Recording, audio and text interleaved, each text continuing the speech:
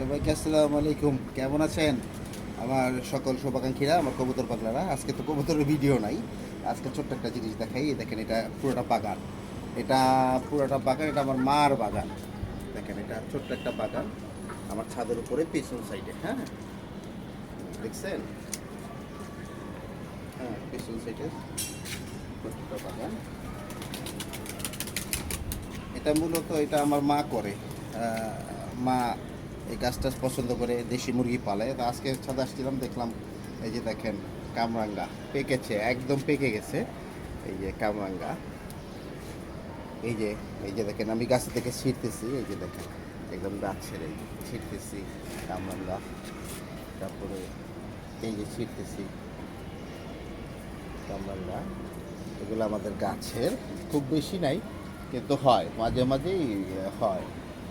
হ্যাঁ, মাঝে মাঝেই হয়। এই যে যে কামরাঙ্গা দেখেন, গাছের কামরাঙ্গা, মাশাল্লাহ। দেখালাম সবাইকে।